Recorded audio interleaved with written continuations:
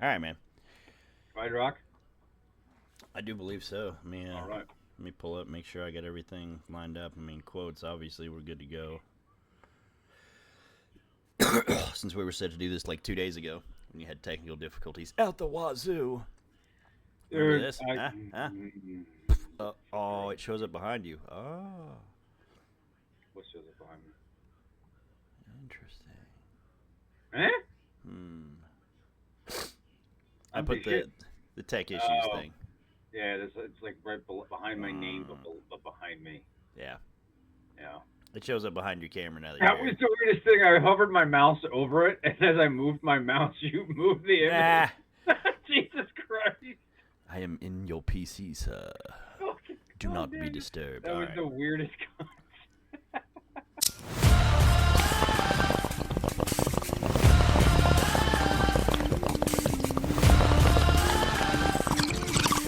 Ah, shit. Here we go again.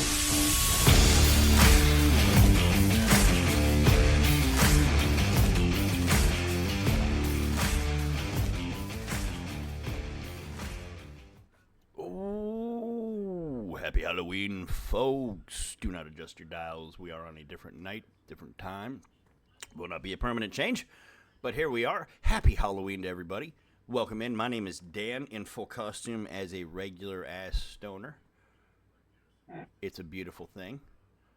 Pastor Prime 25 on Twitter, Pastor Prime if you're watching us on Twitch, Middle Aged Highs on YouTube, and my co-host, a man who could not win his beer league championship yesterday, but finally beat Foofy for the first time in like 3 years in fantasy football. Russ, the beer league goalie on Instagram. What's up? This fucking guy. Oh, this fucking guy. You know, I thought about doing some kind of something, but I just, it's just not me. Well done, Should I do sir. the whole thing like this? Why not? It's Halloween. Oh, it's fucking hot as hell in this thing. Be sweating your ass off. Oh, Ah, I'm putting damn. a lot of things on. That's for damn sure.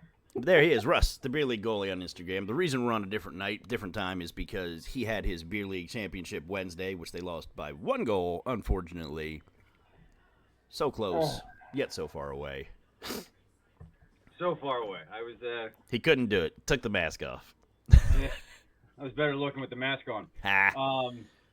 But yeah, no, it was very disappointing last night. It was a very close game, very good game. We scored one less goal than the other team, so things happen. That is a damn shame. But you made it to the chip. There's something to say about that. There's So, something to be said for that. at our age, any kind of success in anything physically is something to toast to, sir. So, cheers. I'm drinking my blue raspberry seshi from Snapdragon Cannabis Company. Snapdragon Hemp, remember that code, PYP420. If you go on the site, saves you 15%. Gets you a 2-piece Delta 9 gummy for free with every order. And they do 1 to 3 day shipping now. And I'm telling you, if you haven't had one of them sessions, you're missing out. Blue raspberry. Who doesn't love blue raspberry? Get at me. Oh my god! And as always, I got the rum in hand. Hey. But we are here a day late, $1 short, as always, folks. But we've got a good episode lined up for you. We are going to be talking about new age dad mentality, because we have differing perspectives and we've got a lot of different perspectives on this, a wide range of things to go through on that one. We're going to be doing the fuck 'em challenge. In one session either. What's that? And I don't think we'll go through all the topics that you and I have in one session either. I think this is a multi-part kind of a concept. Yeah, and that's a teaser for later, something we'll get into as we get along here toward the end of the podcast, folks. But we've got the fuck 'em challenge as always. We're doing Nicolas Cage, 2010, one of the GOATs. I was excited about this one. I mean, it's one of those guys that's just never, he's immortal, right? Him and Tom Hanks and yeah, Denzel, they're just immortal. They live forever, they don't age, and they're freaking amazing at everything they do. And it's just one of those things.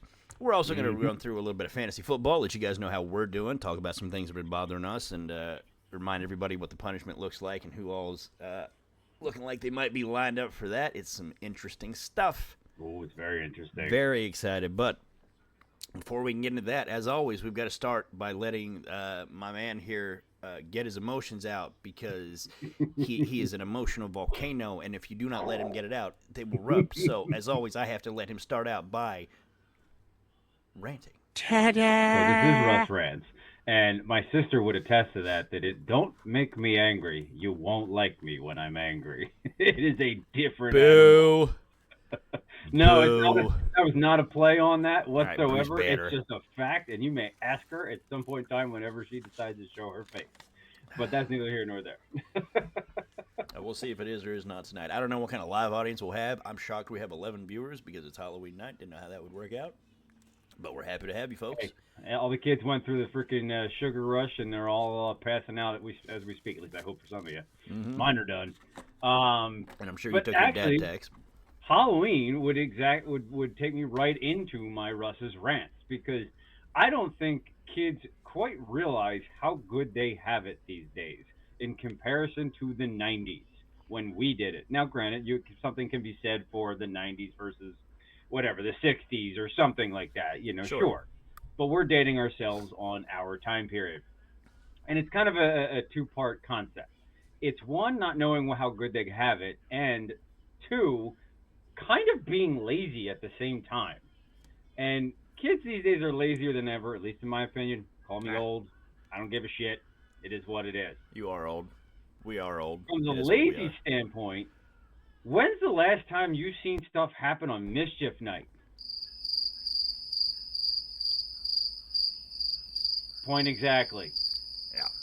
You had to think about it. I don't know. When we were kids, shit happened all the time. Whether it's toilet paper, eggs, graffiti, you name it. Like, it happened. And you saw it and you heard about it. It was a big neighborhood to do. Yep. This day and age, kids just, like they do for everything else, sit at home on their iPads and don't give a shit about going outside. And then want to bitch and complain when there's no charge on their, whatever. That's the story for another day. But what I'm looking at is, it's a two-part concept. The amount of candy that a kid can get these days compared to the amount of candy we could get and how we got it back in the day is completely different. I don't know about you, but for me, when I was a kid, I don't remember all these trunk or treat events. No, that's something that didn't happen back in our day. No, and there's one every effing weekend in October, and there's not one every weekend, one every weekend day.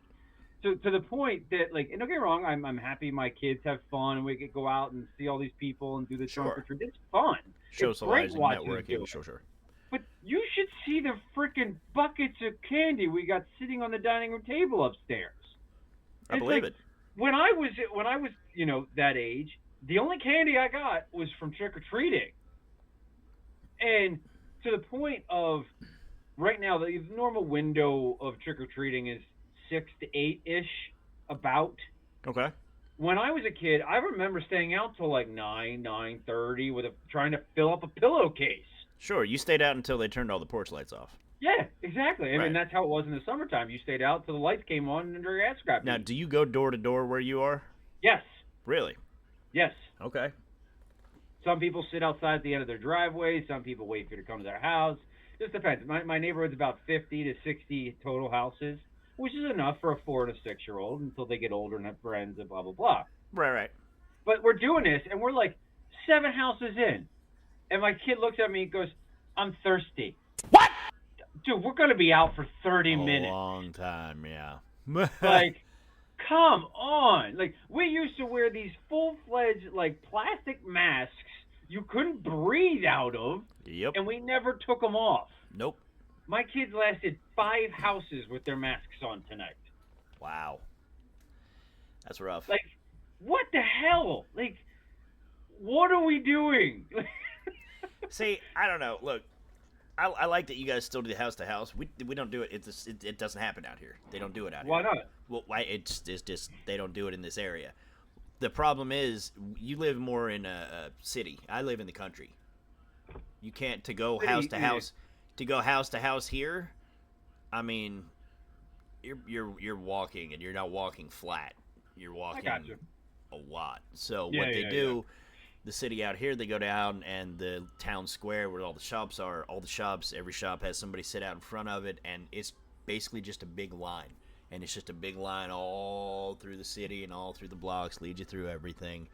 And you get a decent amount of candy in it. You get different things like that. There's different stuff going on and places to take pictures and food and this and that, and it's great.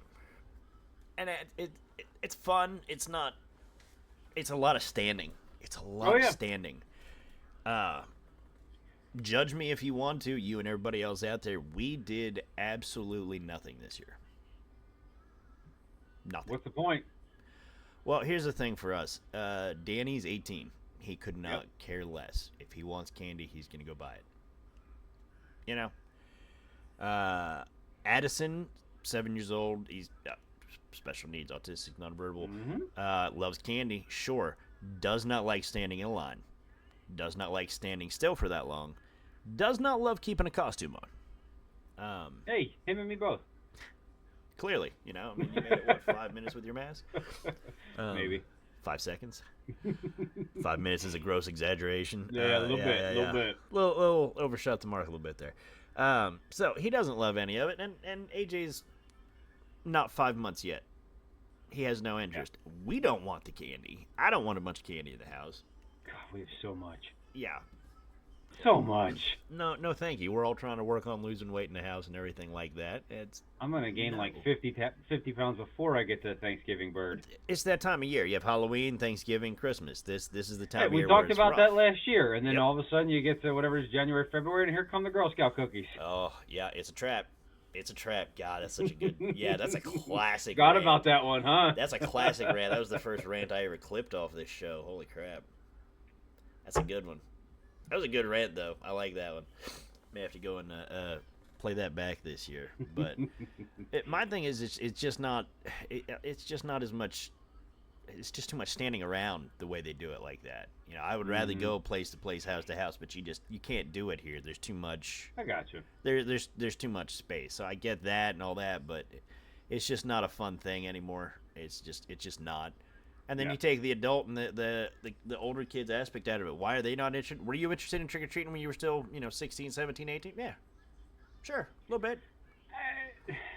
But they lose it. I think by the time I started driving, I was like, I'm done with that kind of a deal. Sure.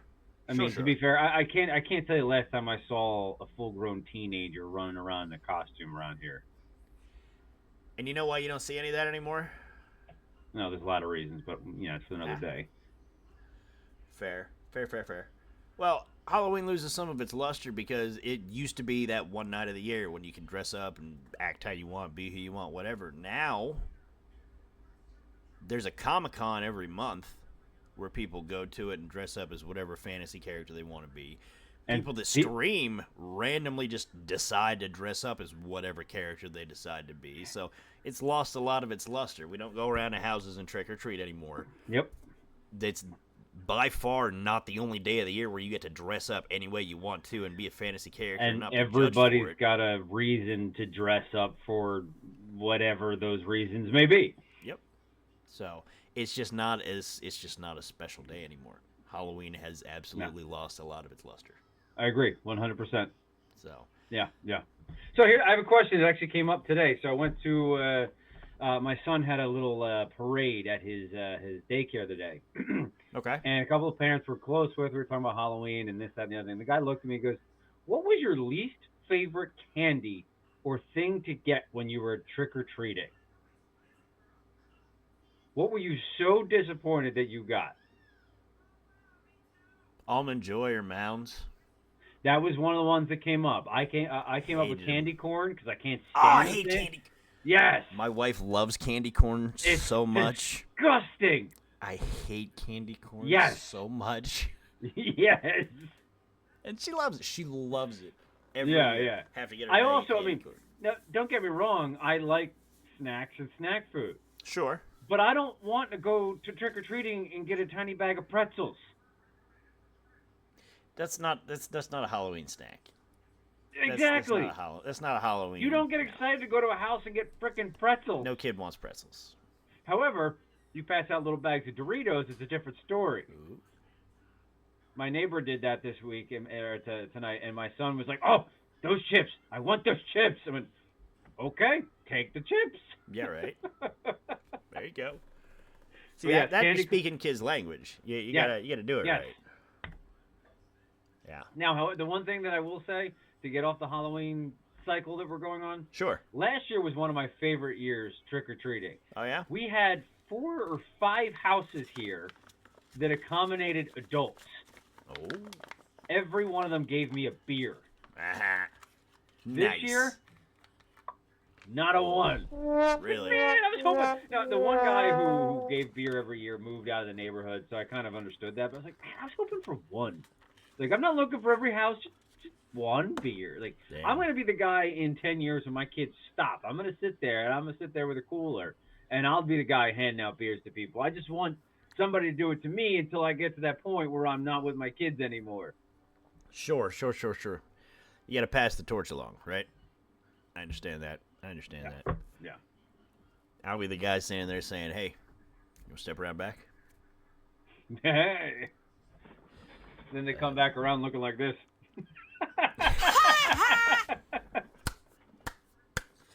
Well done, sir. Well done. Well done. All right, so speaking of looking like that, I'm pretty sure that was the look on your face this week when you finally beat Foofy in fantasy football. How good did that feel? Considering you haven't beat him in about 3 years? So I was very happy to finally beat Foofy. That's not an understatement whatsoever. I think I actually was more happy to keep him as low in the rankings as he is right now, more than the fact of me beating him. Right. Yes, I'm finally off that schneid. Yes, Yeah. 100%. Always Great, feels awesome, good. cool. But he's sitting there. What is it? 1-7 now? Yeah. 1-7. 1-7. For a little backstory, 1-7's rough, right? You're like, man, that's a bad season. That sucks for that guy. Do not feel sorry for this man. Nope. His name's on our trophy more than anybody's, and I'll give him credit for that. But this egotistical sumbitch. If you go back to our vacation episode, bought himself a championship ring. Has a case for it that has a light when you open it up. Wore that ring around everywhere, set it with the light on while we're playing. We're playing dominoes, and he sets the ring out on the table with the case with the light on it in the middle of the fucking table while we're playing dominoes. I'm like, pendejo, motherfucker. Urge to kill Swear to God. rising. His dad's pulling the ring out to fuck with me and all this shit. So the fact that he is 1-7 gives us such great Yes. joy. And if you're not familiar with our fantasy football league, and there's no reason you should be if you've not been following the podcast, one of the things that we do is we do a trophy every year. We all throw in some money, and the money is to the winner, except for what we use to punish the loser.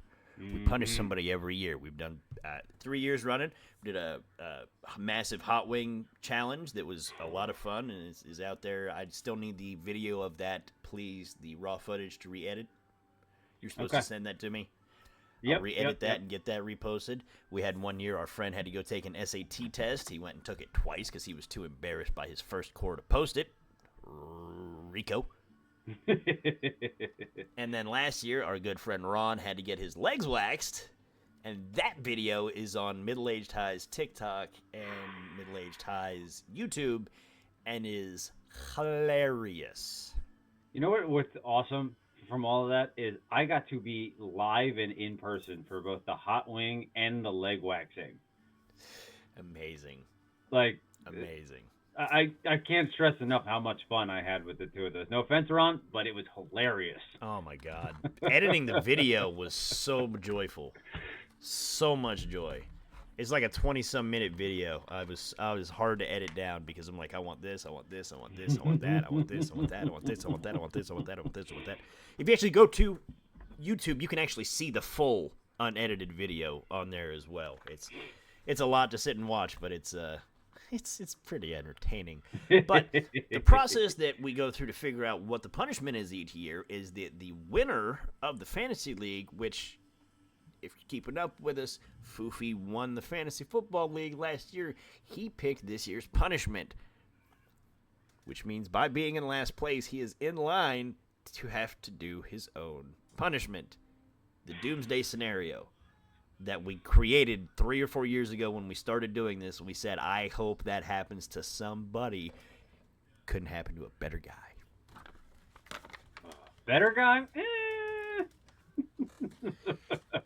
Couldn't happen to a better target. There you go, target. I like that better. He thought he had to win this week, and then Jordan Mason got injured. Tanked him. Ask me if I feel sorry. I don't. Nobody does at all. Now, to be fair, our league is 8-man. Yes, It sir. used to be 10-man, lost a couple people. Hard to replace people when you punish them like we do, you know. Say, hey, join our league. What do you guys do? I'll watch this video. No, thanks. Yeah, I don't want to play. I'm out. Yeah. We used to have no problem filling spaces in our league. All of a sudden, we can't. Anyway. I wonder why. Yeah. So, we are 8-man. 6 teams make the playoffs. The other 2 play each other to decide who gets punished. Foof is looking like he is going to be in one of those spots. Now, there's still 6 games left.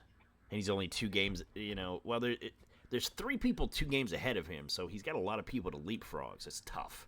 Mm-hmm. But there's a 3-way tie for the other spot, and that would be Ron. Yep. My brother-in-law and our good friend, hockey guy, Saint. Yep. And, Yours truly. yeah, you. Mm-hmm. Now, I'm only a game ahead of you guys at 4-4. Yeah, you're not that far, you're so 3 and 5. you're not out of the woods. But I'm a game ahead of the 3 of you, so yeah. I'm okay with Yeah, that. you're in a better spot than the 3 of us, but you ain't out of the woods. No, and I mean, I'm going to win this week, too, so it's Ooh, not a big deal, it's right? fighting words, motherfucker. We play each other this week. Yes, we do. We never did decide whether we were going to do a bet or not. We never got to that point of We did agreeing or not. not agreeing. And We suck at that this year. We should do. do this every year. Yeah. We never got there. Not anybody's fault. We just didn't do it. No, there's just a lot more going on this year. He's got a new job. I got a new baby. Oh, These yeah. things add up quickly. Very quickly. Yeah. Oh, Very man. much. So, But yeah, and so to add, I don't know if insult to injury is the right way to go about this. Your team name changed this week. yes, so I lost last week to Rico. And it's funny because you and I had the bet of, obviously with the Fuck'em Challenge, loser got to rename the fantasy team. I gave you, in Ode to the League, Russ Top, Rod Bottom. Me and Rico played last week, and he made the same bet. He said, hey, winner gets to name the fantasy team for a week, no holds barred. I'm like, sure, fuck it, let's go. So that'd be fun. If he names my team, Jesus, it's going to be rough, but I'll deal with it. And I lost him. Yeah, like, yeah. fuck, he's going to hit me with something rough. He writes me and he goes, I'm stuck between, because my team name is usually the Mighty Lebowskis, an ode to Fat Thor, picture Fat Thor. He goes, I'm either going to do Tiny Lebowskis or Russ Bottom, Ron Top. And I'm like, just let me know which one you want to do. Yeah. What happened to him? He's lost so much luster. It's not even funny. What did I text Like, you? What did I text you and say?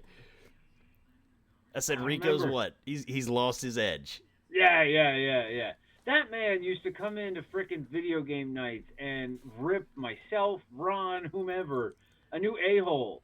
And to the point where you couldn't get him to shut up, and every other word was a curse word, and just like, derogatory that, derogatory this, and then we get him to come on here as a guest, and he's just like, oh, Ron sucks, he's gonna lose.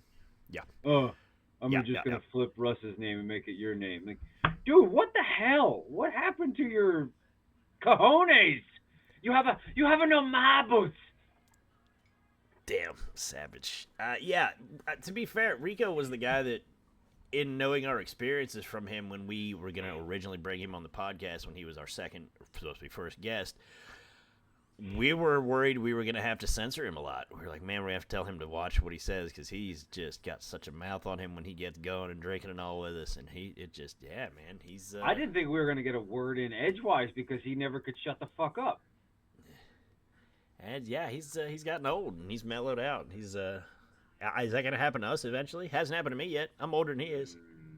Hasn't happened to me, that's for goddamn sure. I've mellowed out. I've mellowed out a lot. Who the hell am I lying to? Jesus Christ, that's There's some That's things a that have joke. mellowed you out. There's some things that do mellow me out, and we like them. But still like competing, still like being competitive, still like playing games. I do too. Would you like to play a game, sir? Always. I always like winning. Well, I mean, I do too. I hate to break it to you, though. You're going to lose this week, motherfucker. Oh. You're going to lose all your fancy Challenge foosball accepted. games. Time for the Fuck 'em Challenge. All right. Fuck 'em Challenge. Miracle of editing, baby. Here we go, folks. It's time, as always, in the middle of the podcast to play our game that we made up. We call it the Fuck 'em Challenge as a mode to our Fuck 'em clan from Call of Duty and every game that we've ever played. I always call them FCKM. Fuck 'em! Fuck 'em in the dome. Fuck 'em in the hockey ring. Fuck 'em everywhere, baby. That's what we do. So, the Fuck 'em Challenge brought to you by Snapdragon Hemp, Snapdragon Cannabis Company. Code PYP420 gets you 15% off, as I said earlier, and now gets you a free 2-pack of Delta 9 gummies with every order that is shipped to you within 1 to 3 days. And over $50, it's free shipping as well. Can't beat it. Cannot beat that. Cannot. Quality stuff coming out all the time. Can't wait to see what they come out with for Christmas. Disappointed we're not getting our advent calendar that Middle-Aged Highs helped come up with, but there's always next year. Like I said, maybe we got to create our own and get it started. And there's always us coming up with something ourselves. So, I'm all right with that. that being said, if you don't know what the Fuck 'em Challenge is, each week we like to take a genre, either a movie genre or a TV show character, something like that. We come up with a list of 3 quotes. We shoot them back and forth at each other one at a time, shot for shot. Being movies, we give each other one yes or no question. We see who wins and who doesn't each week. And last week, my man Russ soundly defeated me in the Denzel Washington category. He guessed. Are you not entertained? Are you not entertained? I did not have any kind of a list in front of me at the time, though, to pick my quotes from, and that's completely on me. I should have been more prepared. I was more prepared for this one. It's okay. Mr. It's George. okay. It's okay. So, that being said, it is your quote first, sir. Yes, sir. So, are you ready? I guess so. Let's do this. All right. Quote number 1. Round 1. How many times did I tell you, I can't eat shellfish? You're not Jewish. I like being Jewish. I like the hat, and it reminds us there's something above us. I like that. I'm going to temple. I want.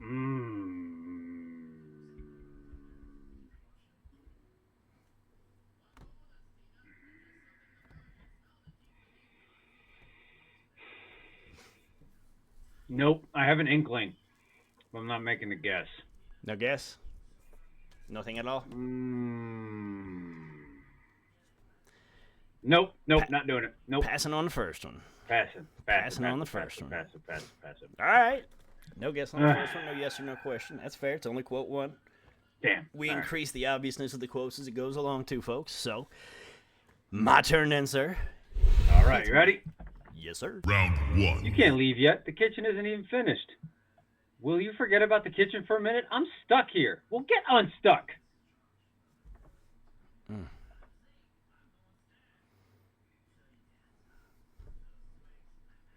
Interesting.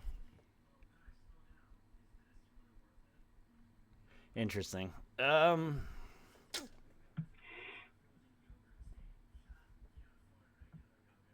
don't know. It gives me an What you inkling, looking but at? not much more of an inkling. My list, my quotes. Interesting. I'm looking at I'm just looking through the list of movies. You know, I don't know. That one's a little vague. It gives me kind of an inkling towards some kind of an idea, but nothing I'm willing to move on. That's for sure. Okay. Okay. All right. You ready? Let's do it. Number 2. Round 2. Is this how you want to be remembered? I don't want to be remembered at all. If I'm being remembered, it means I'm dead.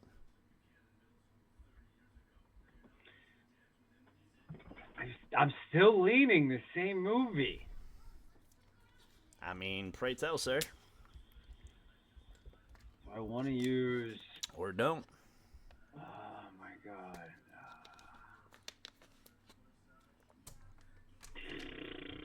Because actually, if the question I want to ask will lead me to a couple different movies, so it doesn't actually eliminate enough. That's where I was. He's got so we're doing 2000 to 2010 Nicolas Cage to try to limit the scope of his movies. In that era, he did a couple movies that seem to be of the similar vein.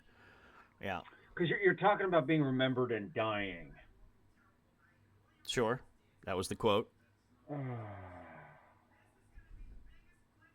All right, this will help me. Look at my list here.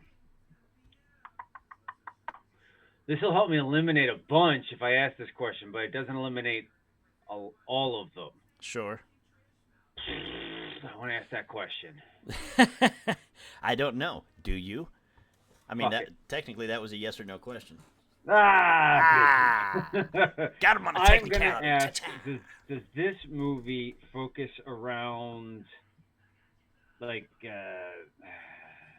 something to do with a battle or war? Yeah. Ish. Yeah. Yeah. Ish? Yeah, it does. Yeah. Because that takes away some of the ones I thought you would pick for me. I really thought there's a couple other ones that I thought you would lean on. Okay. So I'm stuck between two movies at this point, and I'll tell you this right now. All right. I'm stuck between what's it called? Wind Talkers and Lord of War. That's kind of where I'm at right now because I don't think there's another war movie in the holster there. I mean, there might be. There may be. I'm just going to take a 50-50 shot looking at this list. Sure. Just gonna take the stab at it now, huh? I am, in All case right. you end up getting it. Sure. Seems to be your go-to lately to take a stab at the second one. Yeah, but this one's harder than the last one, in my opinion. Lord of War.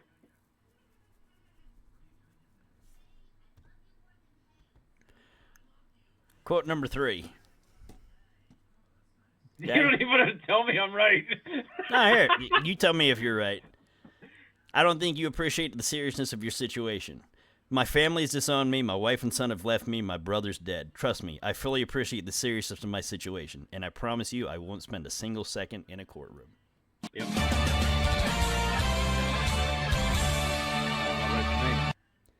Congratulations, sir. That is absolutely one of my favorite Nicolas Cage movies ever. Really? Lord of War? Oh my god, it's so fucking good. Yes. I'm not saying that it was bad, but I can't say that it's like I loved it. go-to. Oh my god, it's such a good movie. The romance and his brother, and yeah, It's it's good. I've watched it a few times. such a good movie. Oh my god. Oh my god. Yeah.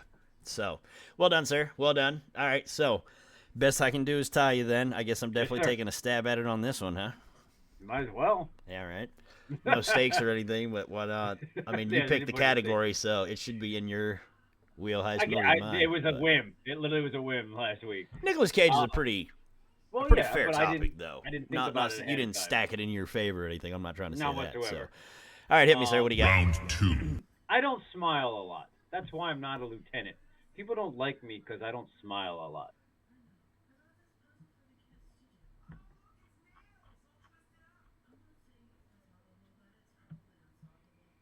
Ugh.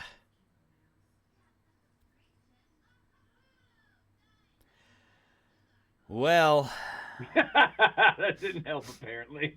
I mean, it did. I'm kind of where you There's are. there's some movies I think that go there's away two of when them. I said that. Yeah, it does. I think there's 2 or 3 of them. All right, here's my question. You ready? Oh, here we go. Is this based around a real life event? It could be. What?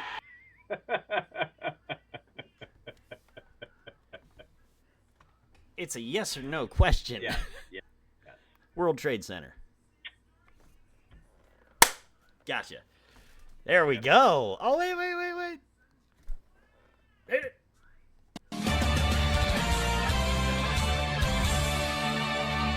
Both win. Oh, wait, I need a tie. wins. What do you mean? Right? Well, I played yours when you hit yours. I got to play mine because we tied. Oh, I didn't see it. I need a tie one. Oh, you didn't see yours? I did it right after I read my quote. I played it. You're good. Yeah. That was the whole. I read the third quote, and as soon as I finished the third quote, I hit you want the third one? The third one would have been just a giveaway. Sure. So literally, the quote starts with 9/11. 9/11 showed us what human beings are capable of. The evil, yeah, sure, but it also brought out the goodness we forgot could exist. People taking care of each other for no other reason than it was the right thing to do. Gotcha. Let me ask you this. Here's a quote that I had that I got rid of because I felt like it was too. Actually, my wife told me it was too obvious. Right? Mm-hmm. Hold on. Let me pull it up. Some of the most successful relationships are based on lies and deceit. Since that's where they usually end up anyway, it's a logical place to start. I don't remember that one. I should have used that one. Damn. I don't remember that one at all. His relationship with Ava, with the supermodel, lies to her at the beginning. I should have used that one. I don't Thanks, remember babe. that. Damn it! I should have used that. It doesn't mean that it's not obvious to everybody else in the world. I know, it's such a obvious good to quote me. too. Damn, I thought it would. Damn. I thought that would have been a good one. Damn. Yeah. I should have used it. Should have went with my gut. So how are we doing next week? I mean, are we going to continue with me picking because of we tied and I'm still there, or I don't remember the basketball one. Why don't we just put it up for a poll? Let him pick the sports movie. Pick the sports genre. Yeah, pick the sports genre. Okay. Sounds good to me. I'm game There with you that. go. We'll put it Up up to on you the poll, folks. to tell us what we are doing. We'll put it in the Discord. We'll put it on Twitter. Vote. Let us know what we're doing on the fucking challenge next week. We'll pick a sports movie genre, any era movie, whatever sport you pick. Y'all decide. Let us know, and we will come back to it and do it. And that'll be how that happens. I'm all right with that. Yes, sir. I like it. It's nice to not pick every now and again. Yeah. Sometimes you got to do things a little differently than the way they've always been done, right? True that. Just like I'm trying to do things differently than the way I've always done them with parenting and staying at home now, as opposed to what dad responsibilities are usually, which is being the guy that brings home the bacon. Oh, yeah. Which is what I was typically doing. Yep. So. Yep. Things have definitely changed. Yeah, that's a big thing with I mean, us right now. You know, just period. We're dads. Oh, yeah. That's the whole thing with us. We're both dads. We're both going through things a lot with our kids that I've been through some of the things you're going through. There's things that you're going through that I've not been through. I've not had two at the same time. You know, mine are so spaced out. You know. Yeah. Danny was 11 by the time Addison was conceived. So, Yep. you know, it was a big gap there. And then now Addison is 7 and AJ's 4.5 months, but Addison's developmentally, you know, behind. So it's a lot more like having two small ones than anything else, and it's a lot different. But Yeah. you know what that's like. They can give you a run for your money. That's for damn sure. Yeah, I mean, how far apart are yours? 2 years. Yeah, so What is it? 2 years, 2 months, and a day. you better get that right. Somebody write that Oh, I got down. it right. I'm gonna need somebody to fact check that so I can shame Fact mail check him if my he's wrong. ass. I'm good with dates. I'm not. Fact check me. I'm not. You know how I remembered how my wife's birthday is? You can get a reminder on your phone. No, it was real easy. Couldn't remember it. Then I looked and I was like, that's the same as Michael Jordan's. I got it. Jesus. I know. I'm a romantic. I mean, I'm good with dates, but put it this way: if you had an issue for me to try to figure out my anniversary, I was married on New Year's Eve. Smart man. That's what Facebook is for. Dude, I don't know when anybody's birthday is without Facebook.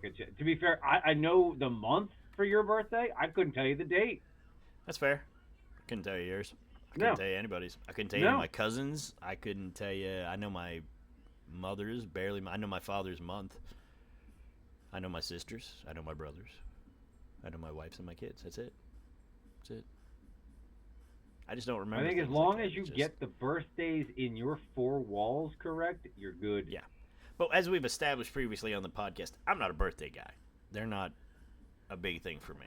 So it's just not something I worry about that much. But the mentality of going from being the dad that worked all the time, and don't get me wrong, there's times where my wife worked and we both worked. Yep. Times where she was home and whatever, but I was never at home, stay home. It was always no, this is what I do.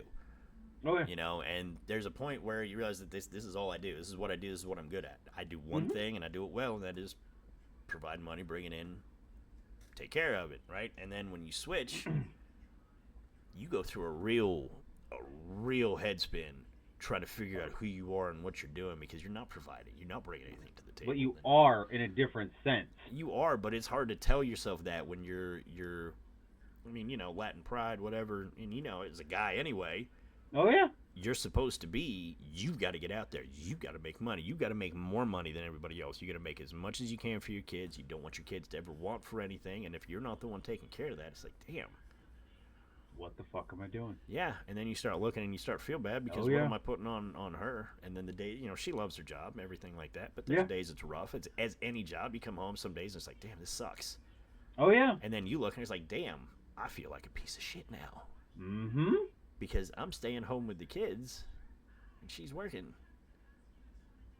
And but the thing is, and as you've realized at this point in time, when you were the one working and she was the one staying home, because you even admitted on the podcast the one time, you didn't do enough. No. And you didn't realize what you weren't doing. Right. And now you understand it. Yeah. Because you are the one facing the day in, day out challenge with the kids. And it's staggering. And it's not an easy job. Like any stay-at-home dad, any stay-at-home mom, in my opinion, minus certain types of career paths, it's the hardest job in the fucking world. It is, because it is mostly repetitive and thankless and just upkeep. And just standard upkeep and cooking and just basic stuff. And just, it's a lot of just monotonous, nonstop keeping up with things. You know, and when you're used to being a person that needs a certain bit of time for yourself and things to feel good about of yourself, because there's a level of, you know, you clean the house, you feel good about it, and you do this, you feel good about it, and you do this, you feel good about it, then you look and you're like, what did I really do? Because tomorrow, you know what? It's not going to look that way anymore. I can do the same thing. Yep. Exactly. Yep. Exactly. And it's all over. We talk about it all the time around here. Even talking with my neighbors with kids around the same age. I literally had the guy look at me, was it last week or the week before? I forget which. He goes, is it just us, or does laundry and dishes just never end? No. And I went, no, that's a common thing. It just, you look and blink and it's there again. Like, it just doesn't stop. I don't want to talk about laundry. Do you know how many, I'm back in the baby phase, man. You know how many shirts I'm going through I know. a day? Oh, I know. I have a 3-strike rule. Like 3 times it gets spit up on and I got to change it. Because at that point, it's saturated enough that it doesn't feel dry anymore no matter what you do. You know what I mean? am sure all of us, you know, mom, dad, whatever, have gone through the stages of, it's okay. Well, see, okay, so peek behind the curtain, full disclosure, whatever. I don't have a sense of smell.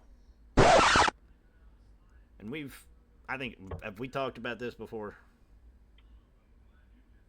I don't know. Okay, so I don't know. We may have. I've killed enough brain cells in my lifetime. All right, and to be fair, viewer, listener, whatever, Russ and I have been friends for a very long time. We've been in the same room together, what? Twice? Once? Twice? Yeah, well, you came up here for a weekend, so we'll just put it. We've seen each other for a weekend in person. Yeah, right. So it's not like we've ever been in the same room to say, "Hey, do you smell that?" And maybe like, "No, I don't." I'll test that for you. It's not. Yeah, right. It's not. Yeah. Got it. Well, apparently I shouldn't be around Russ's friend either. So. He's the worst. Yeah.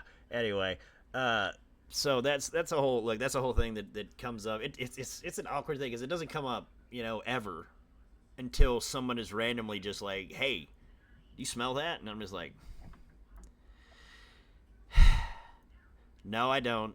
I don't have a sense of smell. I was born without a sense of smell. I have never smelled anything in my entire life." Man, so your taste buds are fucked up then too. Look, can I finish my rant? You didn't Sorry. Can I finish? Because I cover all this.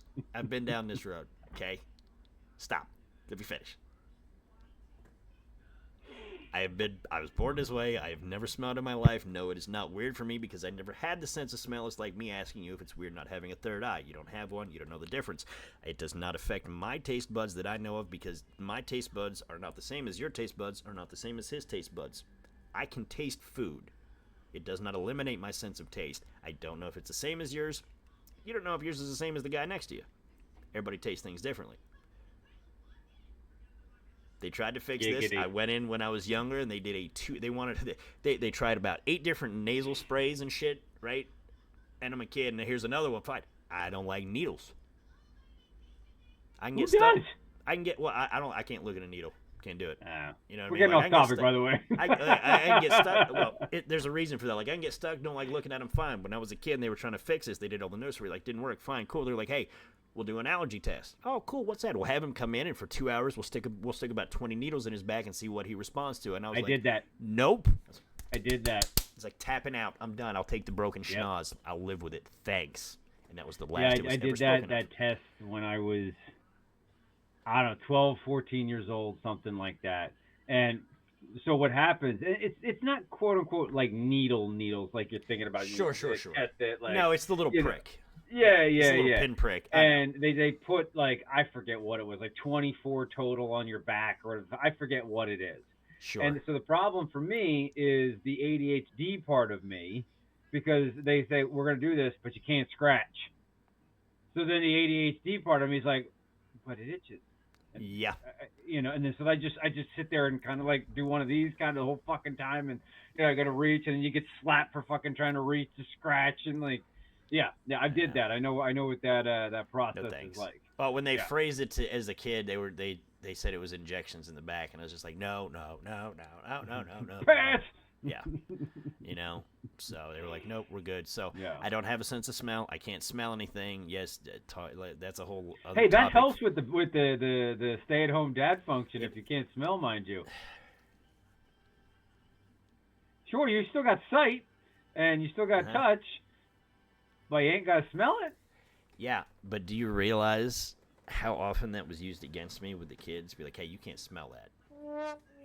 You changed the dirty.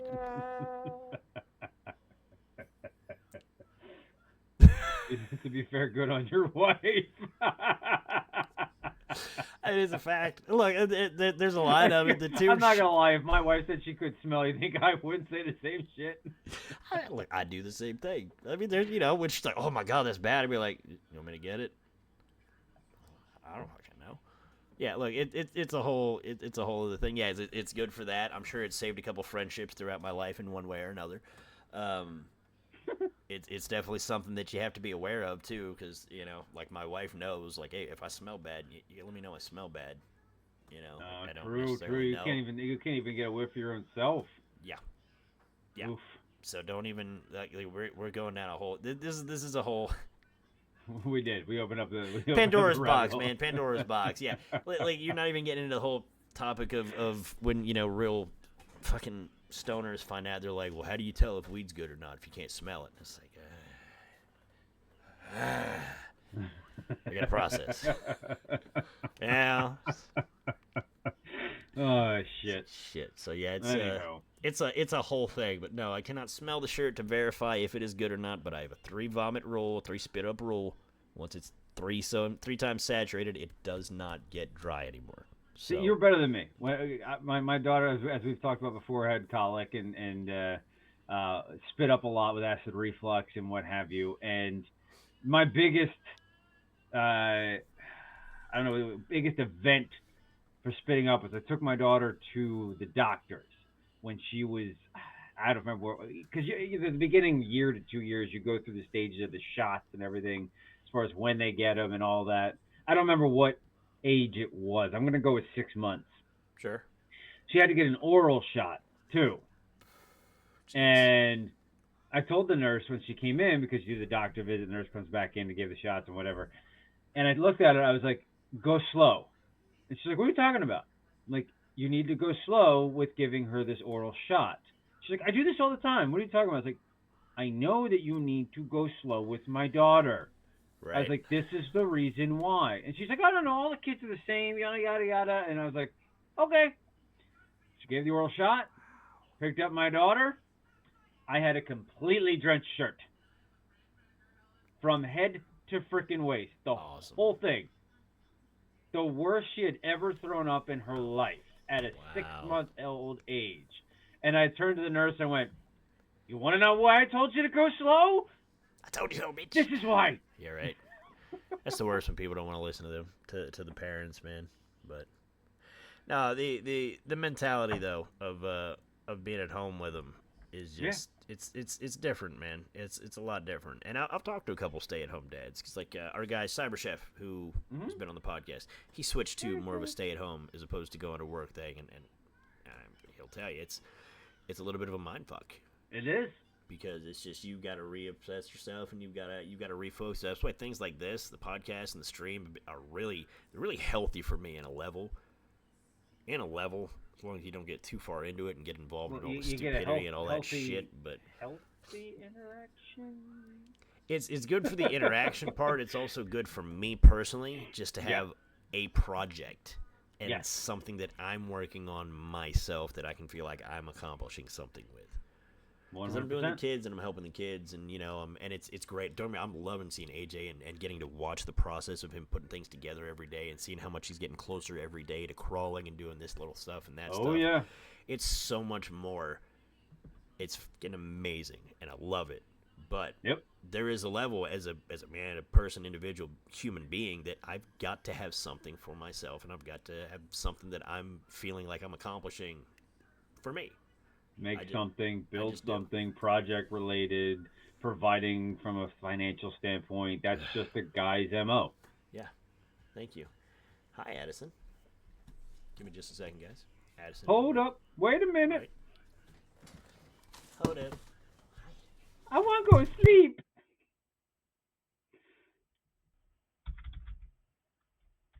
Is he live on here? Is that where he is?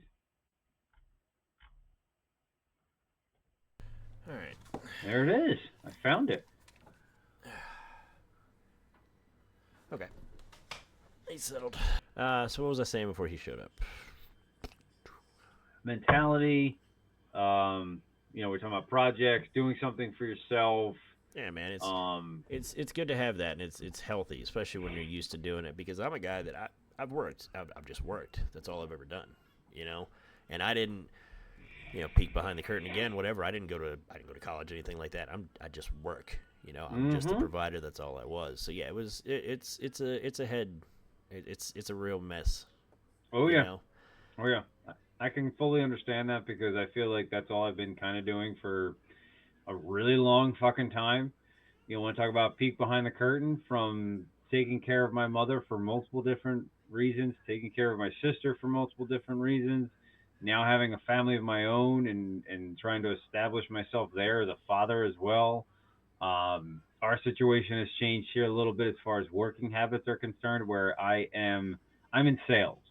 So I can be home sometimes where she does not have that flexibility. She has to be on site because she works in a senior living facility. So Right. she needs to be there at her started time until whenever she's not needed anymore, in a sense. So every day she leaves pretty much when the kids wake up, which kills her. She wants to be home.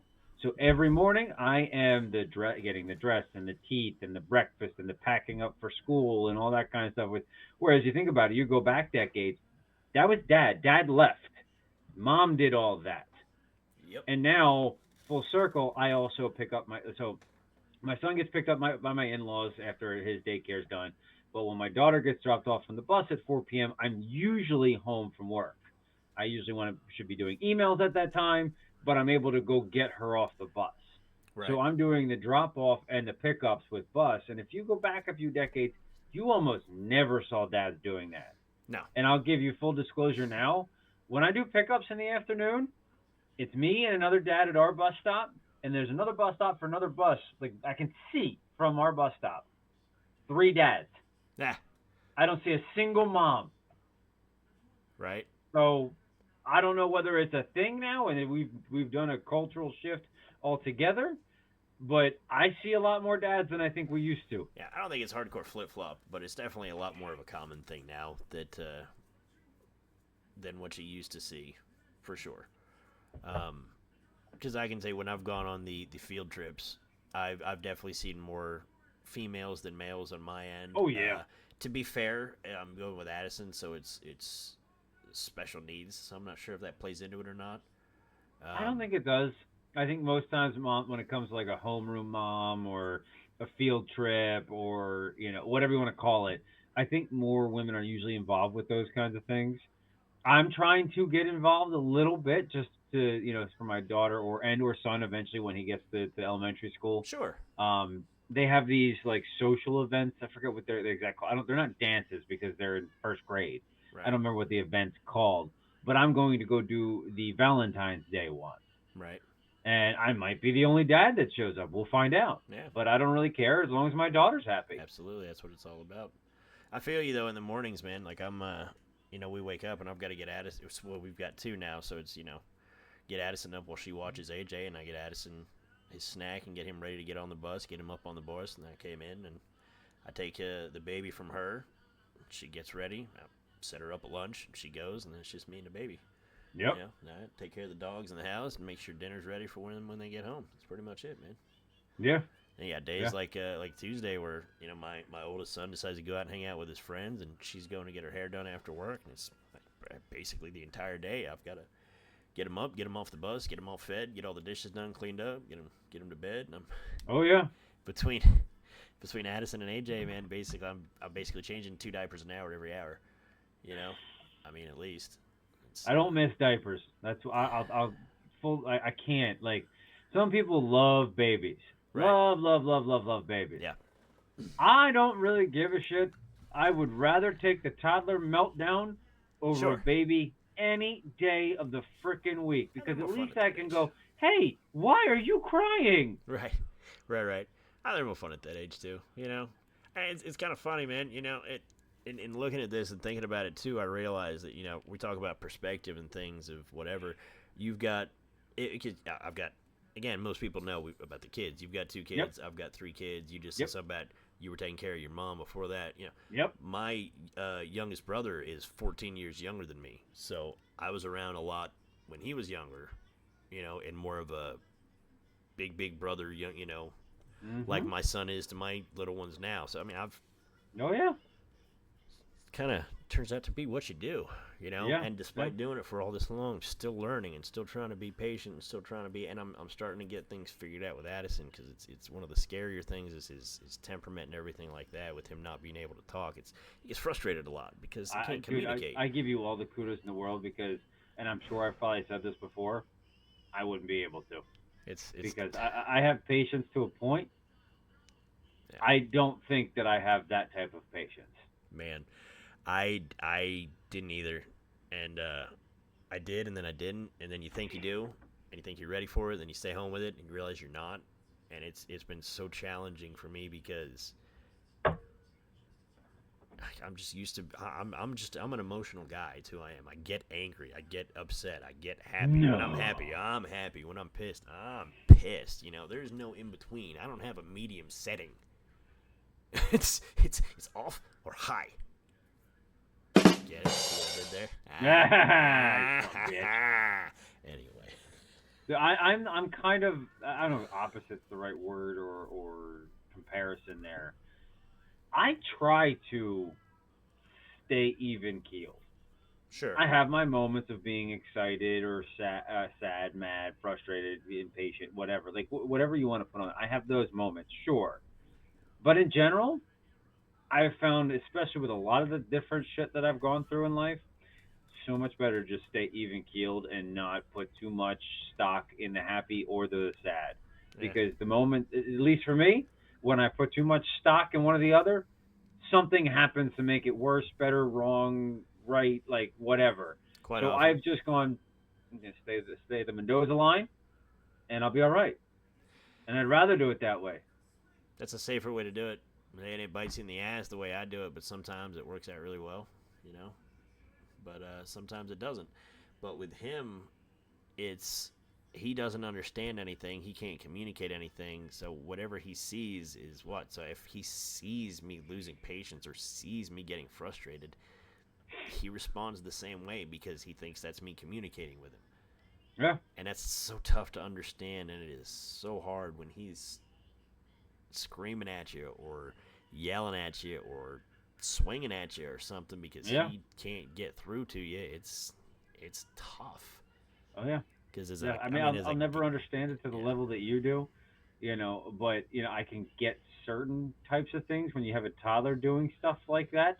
It's not Sure. nearly the same degree or level that you're handling and dealing with Yeah. by any sense, but at the same time, there have been moments where myself and or my wife, we don't handle the patients Sure. correctly with the kid. Like even tonight, like usually on Halloween, what's the normal thing? You go out trick or treating, you get to come back, get to hang out, have a piece of candy before you go to bed. Like Ooh, that's the piece of normal candy. thing. We didn't do candy tonight. No. They didn't get it tonight. We came home and all hell broke loose. And my son threw a tantrum, Oh. laid on the floor, laid on all of his clothes and his animals, and wouldn't move stuff, and wouldn't take stuff to his room, wouldn't put stuff anywhere, Oh no. wouldn't get into the bath, and he just kept going and going and going. And I mean, I didn't like go over the top and like scream or anything like that. It was just like, get up, like that's it. But at the same time, from a 4-year-old perspective, when you have somebody bigger, taller, louder than you, when you look at it from a 4-year-old's perspective, that's scary. Right. And you It don't, is. and to be fair, most people don't look at it from that angle. No, because you're frustrated and you're just getting your emotions out. Yeah. And it's I tell you what, it's not to I'm not trying to compare it, just to give you some perspective of what it is with him. What he'll do, cause a lot of times he'll have a device with him because he likes to listen to songs, right? Yeah. Music helps a lot, right?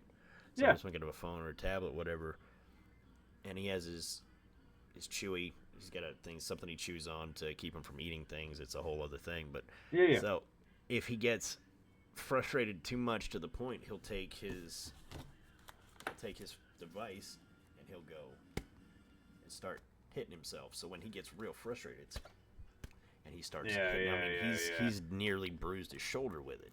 Oh. And he's hitting himself in the leg, and he's bruising his leg, or he's hitting me, and he's bruising me. He's strong. He's a strong boy. He's a big boy. Eats a lot. He's very active. He's very strong. It's tough because I can't yell at him because I'm doing it, and then he's hurting himself, And what's your instinct to do when he's hurting himself? Stop that. What's that gonna do? Nothing. Make it worse. Yeah. And then what do? He gets so frustrated that you just hear. I wrap him on here, just squeeze it out, and I put my arms around him, and just squeeze onto me, and then he squeezes on, and he digs his fingernails into the back of my neck, and tries to cut into it as hard as he can. It's Regardless of the situation, being dad, being a lot. stay-at-home dad, stay-at-home mom, it ain't easy. No. It's not. It's not for the faint of heart, and for the people that don't have kids or thinking about kids. Like, it takes a specific mindset and a specific type of skill set to start raising another human being, and none of us have it right. No. None of us know the game plan. No. None of us have the playbook. Good God. It is wing it by the seat of your pants until you don't have to anymore. Yep, and you learn that. Your parents didn't know what they were doing. They were just kids that had kids, just like we were when we had kids. We were just kids that had kids. So you know what befoggles my mind at this point in time? Befoggles? What? You never heard befoggles? That's not a word. I don't know. It's a word I've known my entire life. I've always said it, so it may just be some slang from wherever. Who knows? Okay. PA. What messes with my mind, whatever you want to call it. It's fine. What really grinds my gears? Yeah, something like that. It was a word actually. My mother used to say that word all the time. So it's not like it's my word. It's something that's been out there for a while. But sure. What the fuck was I gonna say now? Something that befoggles your mind. So you looked at you think about it. I mean, granted, everybody's got different experiences as far as childhood is concerned and parents are concerned and whatever. Regardless of your situation, you can kind of look at your parents. It's like, oh man, I thought they had it together and they gave me all this great advice and they said this and they did that, and now the fact you're being a parent, whatever they did, they winked the shit out of it with you. Yeah. I mean, sure, they may have come up with some game plans with certain things here and there, but they winged the shit out of it because I'm doing the same thing. Yeah. Yeah, it's funny to think that I bet half the stuff that we remember them teaching us, they probably don't remember teaching us. Yeah. That's a trip to think about. Yeah. But that's where it is. That's Yeah. what happens sometimes. So I don't know how much more on this segment we have, but I have a little funny of a tidbit. Oh, this went way off the rails from what it was supposed really to did. be onto multiple really different did. things. And yeah, once we started talking about me not having a sense of smell, we went way off the rails. Which happens every time somebody finds out I don't have a sense of smell. That's why I was so prepared for that. Anyway. So here, something I saw on social media. Sure. So, and I gotta make sure I say this right. I'm trying to remember it correctly.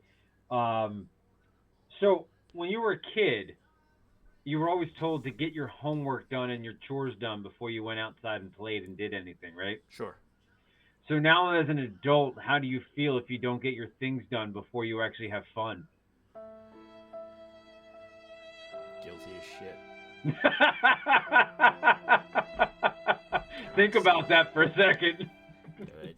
It's what you instill into people, man, and you don't realize you're doing it, but it's kind of funny how much things affect you later on. You don't realize. Yeah. Yeah. And it's crazy too because you get older and you feel like I'm fucking 41 years old. How does shit that happened to me when I was a child still bother me and still affect me and still change the way that I live my life? Yes. How does this happen? 100%. And I don't understand it, and I know it's a real thing, but it's also one of those things just like, damn, I should be better than this. And then I start beating myself up again because I don't know about you. I'm real bad about that. I don't speak to myself in a positive manner. Nope. There is no positive voice up here for me. It's all negative. Well, I could say I have moments. I would say I have moments. It's not so much the fact of speaking negatively to myself. It's more so from an ADHD perspective, as I've spoken about this before. The things that my brain focuses on versus the things that it should focus on is the problem that I'll have from time to time. And it could be I focus on something positive that day, but there's a lot of times where old memories or experiences come back. And it's just like, why am I contemplating or concentrating on something that happened 20, 30 years ago? It has no bearing right now. But the funny thing is, it does. And I start thinking about these things, and I'll start thinking about things that happened with my father or me and something like that when I was a kid. And it bugs me that I do because those that don't know, I'm not really involved with my parents too much. I go over there, I think, twice in the past. I've gone over there twice in the past, like 2 months, and that's the first time we've been over there in, like, I don't know, 2 years, something like that. Yep. Don't really, whatever, all that. And it's stuff like, it's like, I don't know why I'm still letting this shit bother me. And then I look at him like, it's funny, though, because if I look at that and I start to put myself in the lens of me being him and Danny being me, I can see what I'm doing. And I'm kind of doing the same stuff. And I don't mean to be doing the same stuff.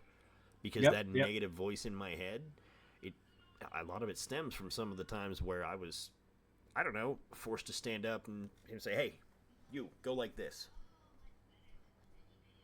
And then I'd go like this and be like, good, practice that, because you'll be flipping burgers at McDonald's your whole life. Oof. What the fuck? Shit like that stays with you forever. Yeah. I got some of that kind of stuff, too, without going into grave detail, because that would be a conversation for another day as far as what your parents did. Here's notebook. Stuff that your parents did that you do or don't do now. Yeah. You as a parent compared to your parents. Yeah, that's a good one. And speaking of that, that's a good way to go ahead and introduce what you teased earlier. We're going to be introducing in season 2, which we are now in, of the podcast. We are going to be once a month at the beginning of the month doing a monthly mental weigh-in for fathers. And beginning of the month, just check in with each other and see how we're doing mentally and talk about whatever's on our mind mentally with, I don't know, what's going on that month or in our family or just what's been bothering us, stuff like we're talking about now. And we want to hear from you all as well, too. I mean, that's something that we'll put in a lot of the different, social medias, Discord, what have you. maybe it's a section that you put in into the Discord for men's mental health. Sure. I mean, I've over the past few years, I've actually gotten further and further into that sometimes to the point that anybody who's listened knows that Disturbed is my favorite band. My favorite band. Excuse me. Quality. Yeah. Yeah, there you Even they have portions of when they have moments of in between sets and songs and whatnot that they focus on that as well. And I follow a lot of pages on social media around it. And people don't realize there's actually a month for men's mental health. Hell, I didn't realize that. Yeah. I won't say what it's overshadowed by because I don't know what kind of backlash I would get for saying it. But it is a month in the summer. Anyway. Yep. Yeah. Moving right. But anyway, nobody talks about it. So no, they don't. And it's something that's gotten more shine lately, but it's still something that's not talked about enough. And men's mental health and dad's mental health and dad perspective is something that we have a lot of views on.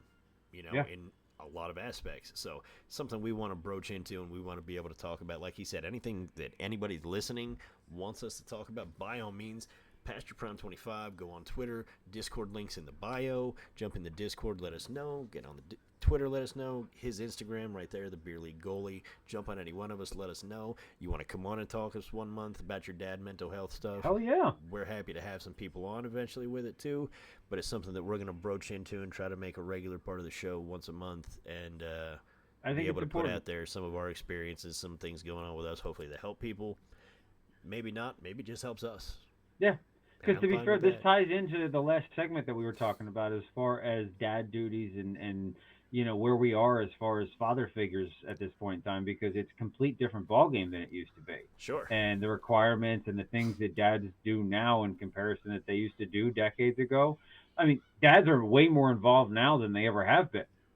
Oh, yeah. You know, I mean, I could remember times where, like, you know, a dad wouldn't show up to a sporting event, even though it's sports, because dad was working a normal, you know, we'll call it normal 9 to 5 kind of a shift. They couldn't come after school to watch whatever. And it's just, that's what it was, because dads did the work. Dads were, as you stated, the providers. Right. You know, and now it's a completely different game, and both parents work and both parents have stresses. And, but at the same time, you know, we've always talked about, and I'm not trying to alienate anybody to an extent. We've always talked about what's going on with mom or with, you know, wife or what have you. Sure. Dad has always kind of taken a back seat when it comes to mental health. Yep. And I've been taking a bigger seat and a bigger presence at the table when it comes to men's mental health, because I really feel like guys take so much brunt and more than people actually want to realize. Yeah. And it's not talked about enough. And we're happy to put it. We're happy to shine a spotlight on it. Yep. So that's something we're definitely going to be doing going forward. So love it. It's a good point to wrap that up. So that's something that we'll be talking about next week, because we're wrapping up toward the end of this one here. I think it's time to get into my wild work story. And since we've gotten a little dramatic, run on a little long, talked a little serious here, let's have a little fun with this, because I've told a couple stories so far, and they've all been sufficiently wild but kind of crazy. So it wasn't always crazy stuff that happened when I was at work in a negative manner. Sometimes we just had fun with the crazy. We would do a lot of fun stuff. For example, if you can ask Rico, Taco, and this is Taco Bell. It's what we're talking about this week. I've gone different jobs. I'm going to try switch jobs each week, and I've got a bunch of them. Some of them are one-off, some of them are repeats. Taco Bell is a lot of my career. Spent 13 years there. We had some fun back when I was 18 years old doing it, man. We would go up on a roof and chuck a bouncy ball down to see how far we can get it to bounce down the street off a roof. Never found it. One of our friends took off in a car trying to chase it down the street. I chucked it down as far as I could off the roof. Oh, yeah. I chucked it down as far as I could off the roof, and it zipped back up right past my head. When you said it, when you were talking about a bouncy ball off the roof, I thought you went and chucked it straight down to see how high it would go. I was trying to, and it bounced so high, it went over the building and then just kept going, and we have no idea where it went. We do fun stuff like that. I've talked previously about the javelin toss we used to do with Rico, where we go out to the dumpster pad and try to chuck a broom and make it fly like a javelin over the hedges onto the property next door. Rico was the king at that. But my favorite one I ever did, and it is a damn shame that it is in an era where I didn't know enough about the internet, or maybe the internet wasn't a big enough thing yet. Maybe it's just me. I probably didn't know enough about the internet. Probably because you. I could have put this stuff out there, and it would have been probably pretty entertaining. But I don't remember what initially drove me to come up with the concept for guacamole races. Guacamole sweat? Guacamole races. But at Taco Bell, and there were two kids that worked there with me that I loved to death, man.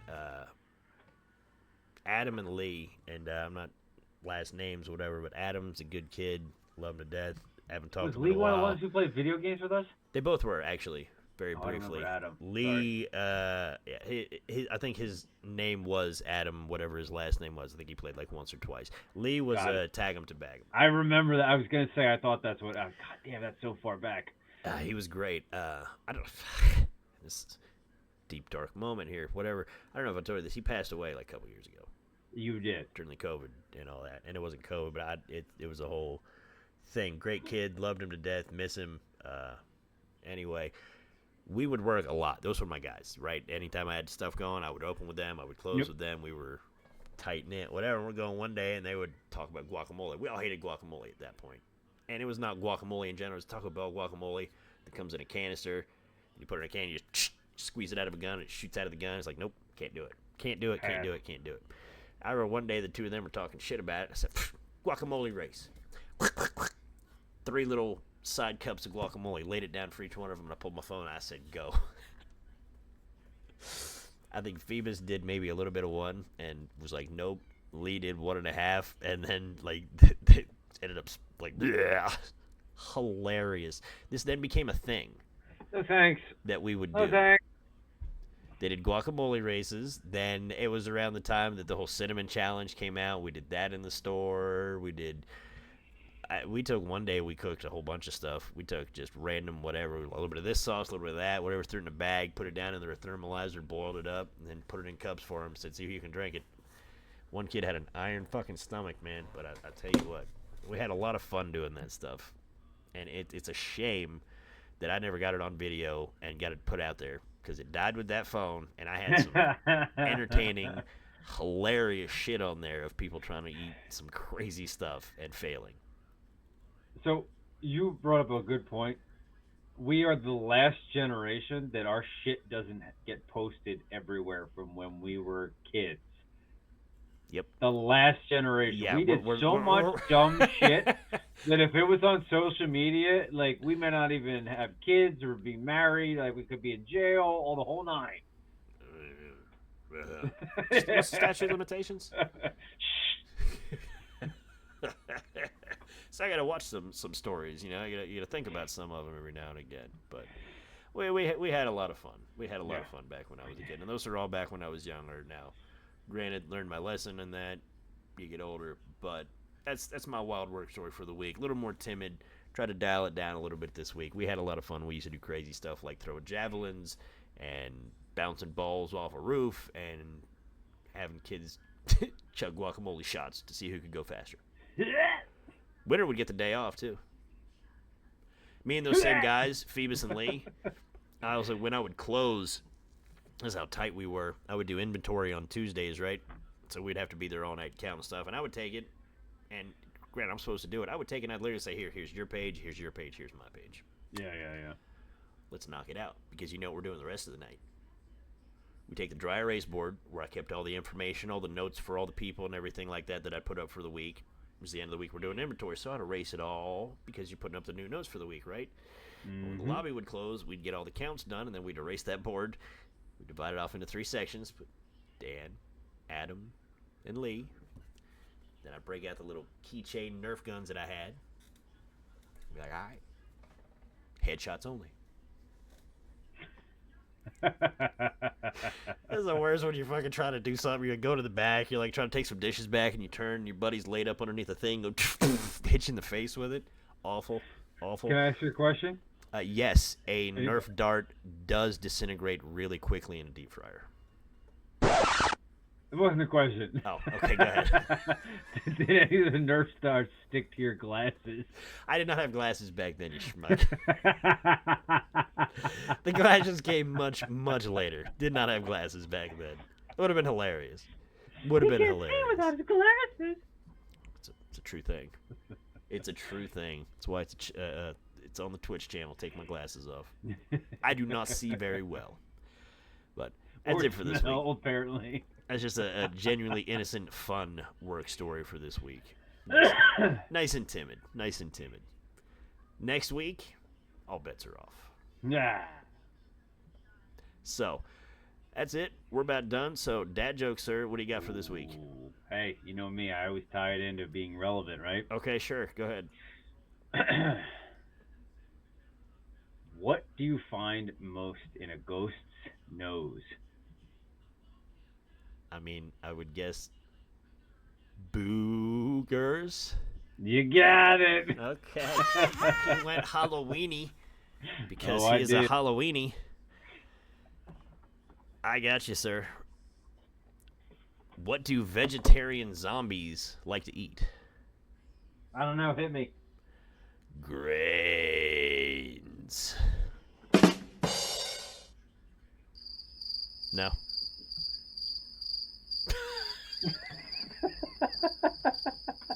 I guess not. Well, that's it, folks. We're wrapped up on this episode. Thanks for joining us. Season 2, Episode 1 in the books. Come back next week. We will have whatever sports genre you guys vote on for the Fuck'em Challenge. So make sure you hit Twitter, make sure you hit Instagram, make sure you hit the Discord. Vote everywhere. We will have it up all over the place. We will be talking a little mental health weigh-in next week. Not sure if that's going to be the name of it, but we'll come up with something. Oh, yeah. Next week's Wild Work story is going to be a lot more interesting. We're going to delve into the world of Chuck E. Cheese, sir. Do you remember the brief stint I had at Chuck E. Cheese? The rat. The rats. The rat, the hat, and the cat. Gotta love them. But come back next week. We'll be going over all that. Like I said, got that on the Fuck'em Challenge, and who knows what else we'll be going over. But we will know who wins and who loses in fantasy football and who's closer You're to gonna getting lose. punished. Sorry, buddy. You're going to have to scream because you're losing. Bye-bye. Take it easy, folks. We'll see you next week.